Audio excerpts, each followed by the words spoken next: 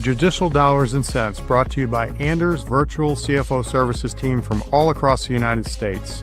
I'm John Scott, and in each episode, we'll shine a light on the financial side of the legal world, turning law firm numbers into impact-driven stories. From taxes and profitability to practice growth and leadership, we sit down with law firm innovators who are shaping the future of the profession. Let's dive in, right here on Judicial Dollars and Cents. Welcome back to Judicial Dollars and Cents, the podcast where we dive into the business side of running a law firm. I'm John Scott with Anders Virtual CFO Services for law firms, and each week we talk with industry experts who help law firms leaders think differently about growth, profitability, and performance so they can build firms and practices that last. Today we welcome Matthew Tandy. Matt is the owner and attorney of Tandy Law Firm, a personal injury practice based in Indianapolis, Indiana, and he focuses on representing individuals who have been injured in accidents and guiding them through the legal process with transparency, integrity, and a strong commitment to client relationships. We're going to get into Matt's origin story because I think it's unique. But Matt, welcome to the show. Thank you for having me on. I appreciate it. You do have a unique origin story of where you came from to where you are today. So can you tell us about that? Yeah, so, my undergraduate degree is in biology. I originally wanted to go to vet school and be a dog doctor. And then when I realized that path wasn't going to be what I wanted to be, I ended up going to law school at the University of Denver. I was a public defender for a couple of years to get courtroom experience and see how to really move around a courtroom and how to manage files. And it also gave me a great deal of experience in dealing with clientele from a broad background. From there, I went to work for an insurance defense firm. I was in-house counsel for one of the big insurance carriers, and then transitioned from there. I wanted to see what insurance companies need to hear to put money on a file. What are the keywords that I can tell them to get them to do what we want them to do? From there, I went to work for one of the bigger PI firms in the state of Indiana, and then opened this practice 13 years ago. I imagine it's very valuable to know what the other side and how they're thinking, doing the defense work side. So that I'm sure has been invaluable on the plaintiff side. Yeah, it is really helpful. The insurance carrier that I work for uses Colossus, like a lot of, or at least they did. I don't know if they still do. A lot of these carriers use this algorithm that tells them, if you rank a collision level as light, moderate, or heavy, that affects the amount of money that they're willing to put on the file. So what do we need to say to them to get them to maybe bump it up to the next category? If I want it to be moderate rather than light, how do we frame this so that they'll get us there? That's amazing that a few keywords or set of fact patterns can increase the value of those cases. Sure. Yeah, they really do. So how do you approach transparency with clients? So one of the things, this is honestly something that I learned way back as a public defender is talking to people where they are, and different people communicate differently. And it's not putting on a front or being disingenuous, but it's really just meeting people where they are, I think is the best way that I can explain it. One of the biggest frustrations that I would hear from clients when I did more criminal defense work was, I never heard from my lawyer.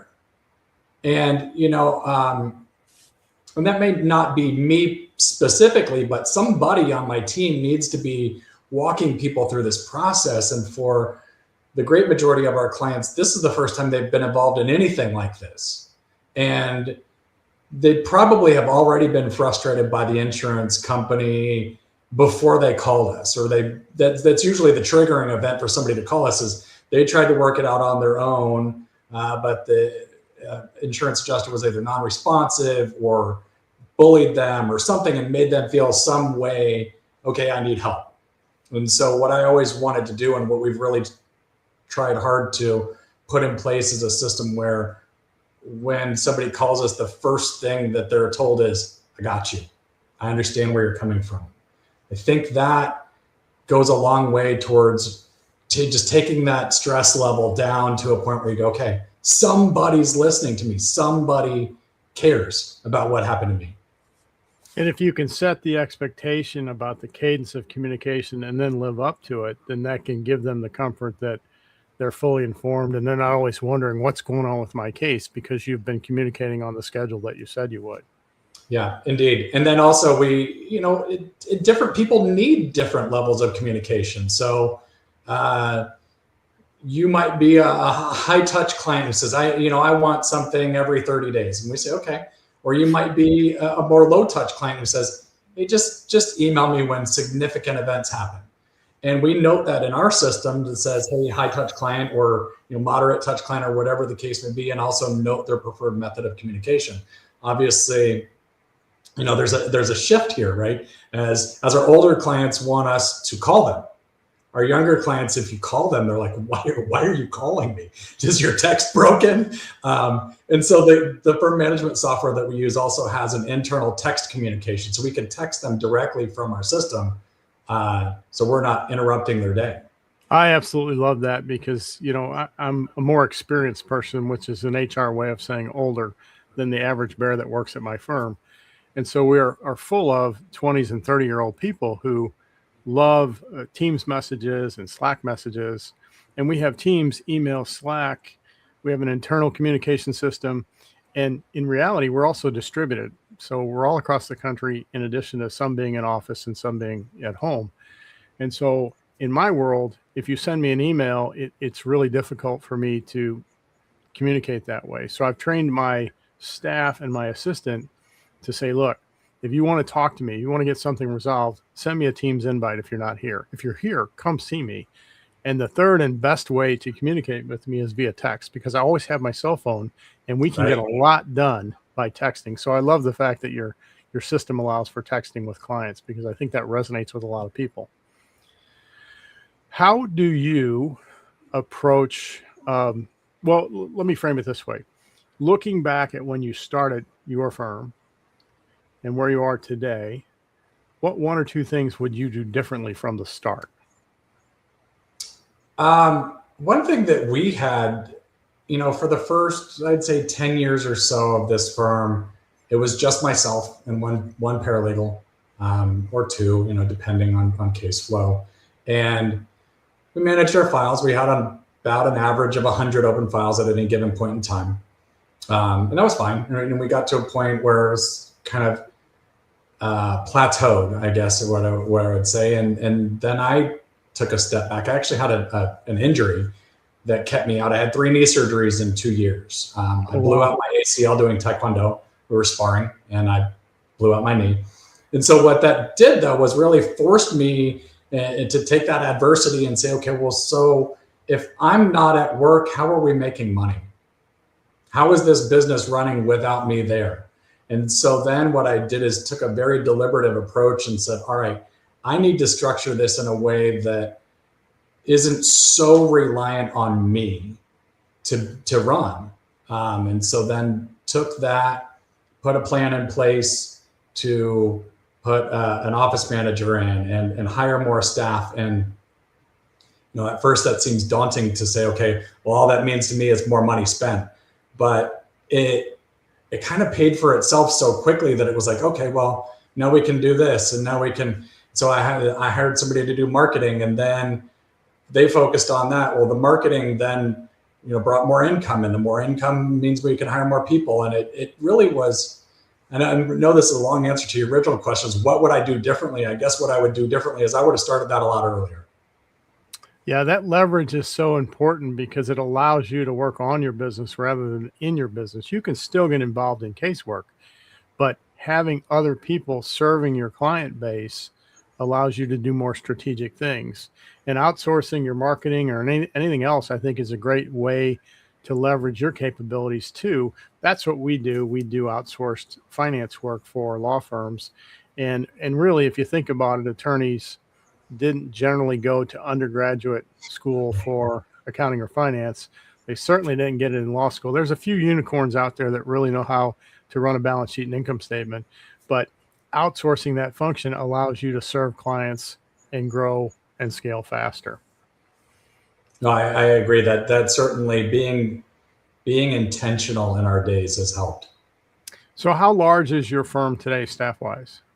Staff-wise, we have 7 people on staff, 8 including me.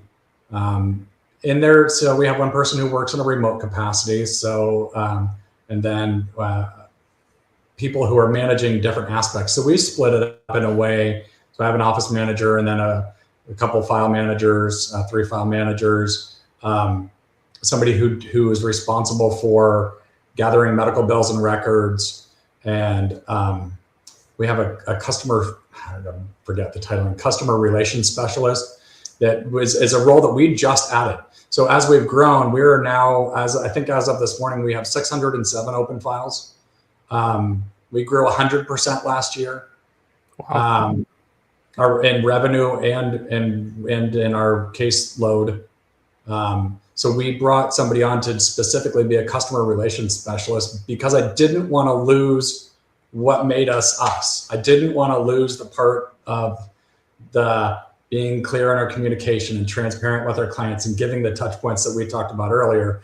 As we've grown, it's become more and more difficult for me to do that. And kind of going back to what you were saying about sort of offboarding some of those things to other people and saying, hey, even if it's not specifically me, as long as somebody from the office is touching base with them, and obviously that person can't disseminate legal information and all those guidelines, but they can talk to me. We have team meetings on a regular cadence. We do all team meetings every Monday morning at 10 a.m. And then once a month, we do matter report meetings where whoever is working in a file reports back their quick, hey, what's going on with Mrs. Jones's file?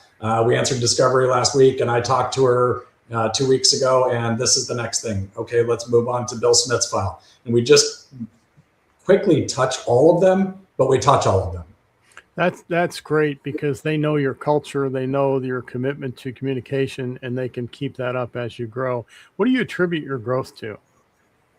Just, the things that we've talked about a little bit is just being very intentional. So I mentioned this, I think, at NTL. I read a book called Vivid Vision, and it was kind of one of those things somebody had mentioned to me, and I went, sure, whatever, with all these self-help, business help kind of books. And I decided to read it. And it really was this concept of picture your law firm 3 years into the future, and money and time and talent are not limitations. Okay, what does it look like? And then I happened to get there. Yeah, that's awesome. Yeah, I took a notepad out into the woods, and literally I walked around a park near us called Eagle Creek and just walked around, and then I sat down at one of the benches and just started writing, and I didn't censor anything. I didn't hold any and go, that's stupid, don't write that down. I just wrote it all. Why are we here? Why do we exist? Is this even what I want to do? Maybe I could open a restaurant.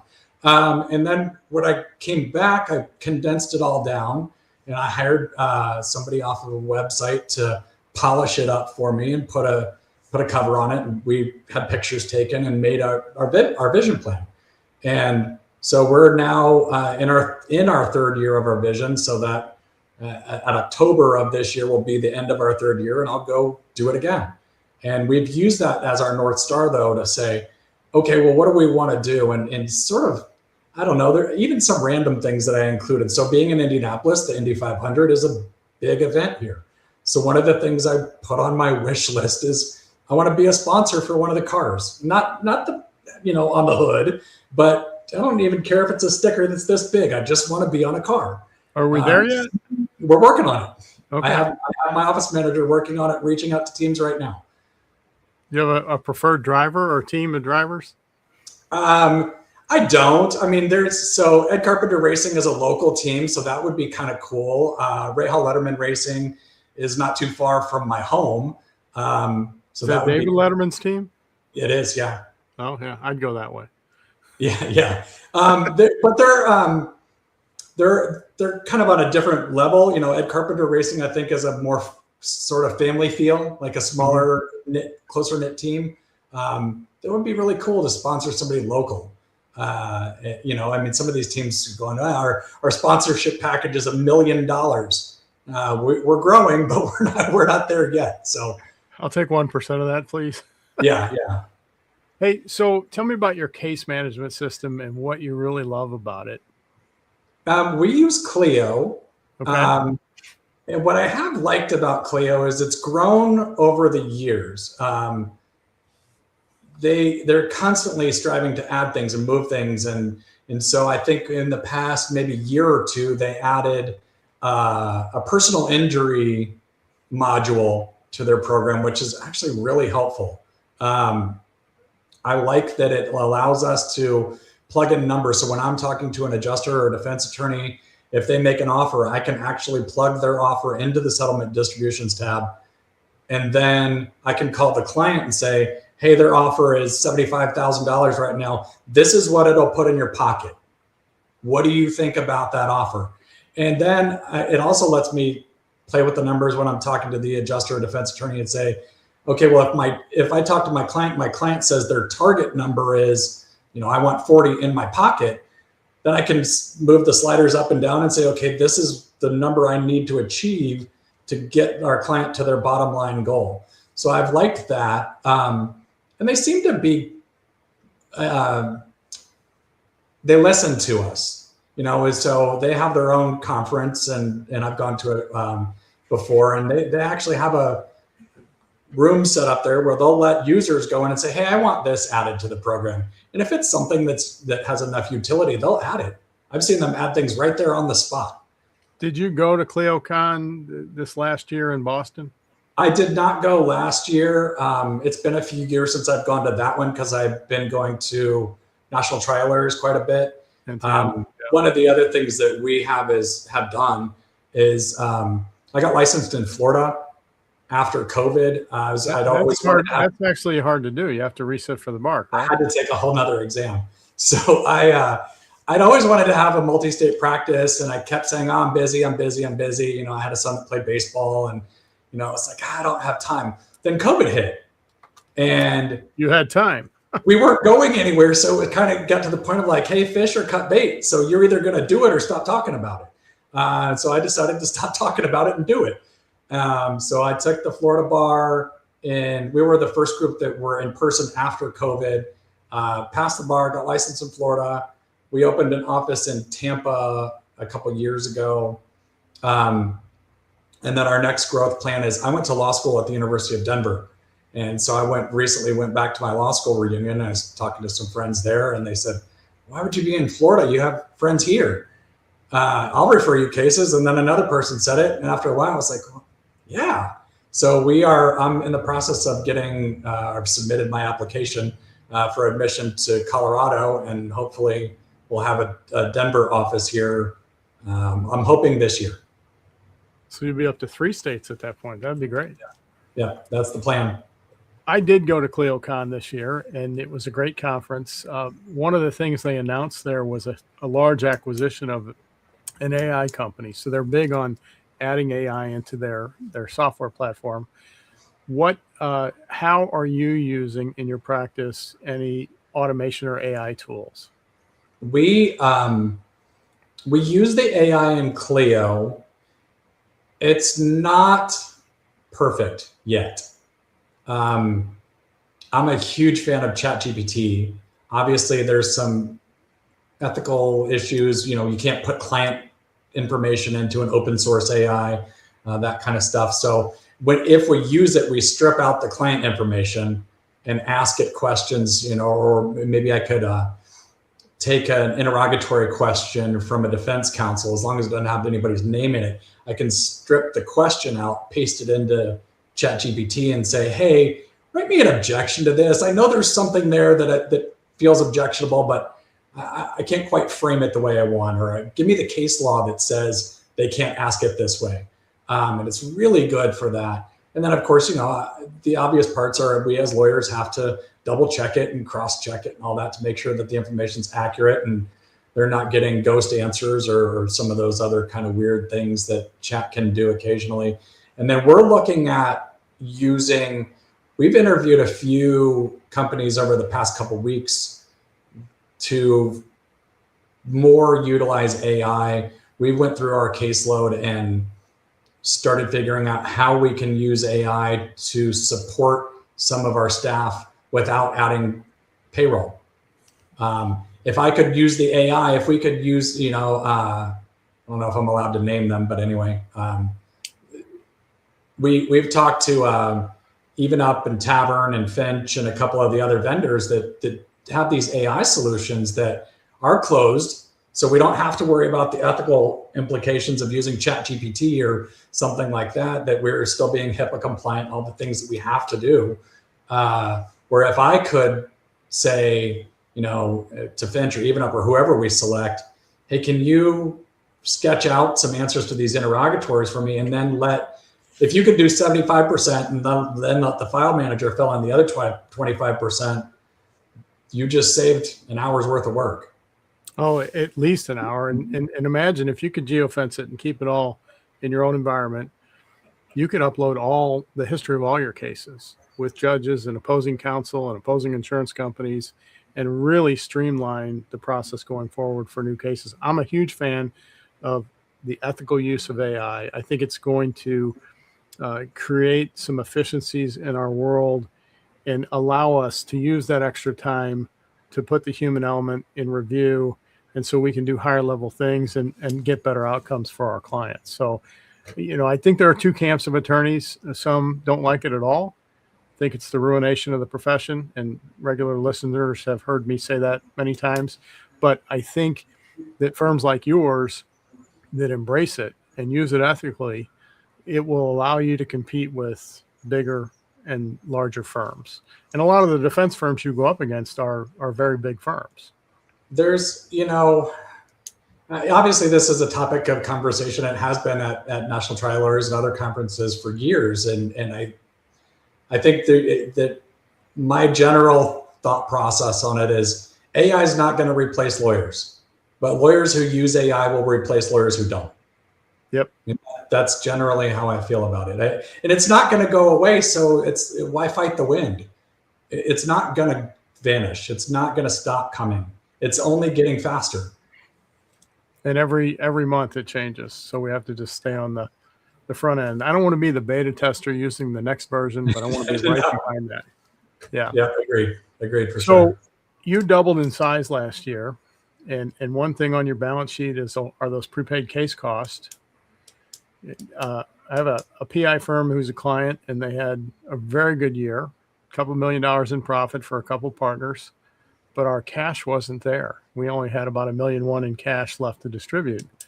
And of course they're like, what happened? Well, their case costs went up $800,000 or $900,000. So how are you managing that investment? Because again, that's your money. If you lose the case, it's an expense, but it's a big investment. Yeah, I mean, we're self-funding our cases, and I know that there's better ways to do it.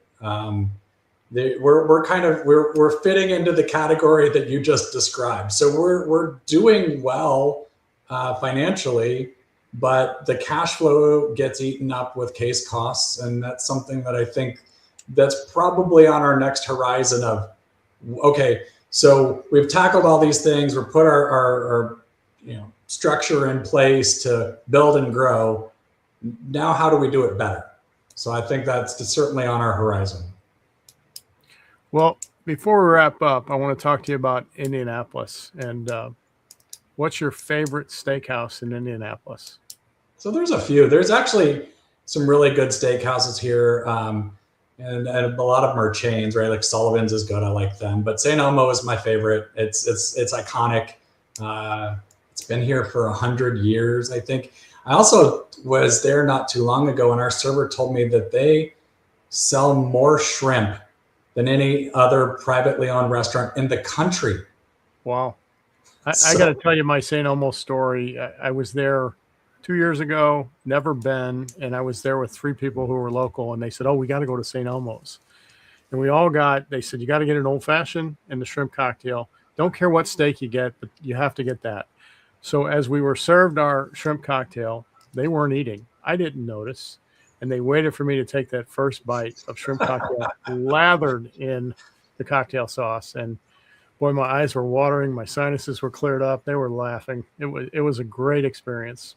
Great. It is a unique flavor for sure. And it's also nice. So anytime the Final Four is going to be here this year, and I can almost guarantee that they will bring St. Elmo cocktail sauce to the stage at some point in time. The NBA All-Star game was here not too long ago, and they gave some of that to Charles Barkley, I think, or somebody on the set, and he took a bite of it, and man, it's the horseradish that's in it, just opens your sinuses up. It's a unique experience for sure. I wish I had seen Barkley take a bite of that, because he is absolutely hilarious. Yeah. Hey, Matt, before we wrap up, what's the best way for folks to get a hold of you? So our law firm's website is tandylawfirm.com.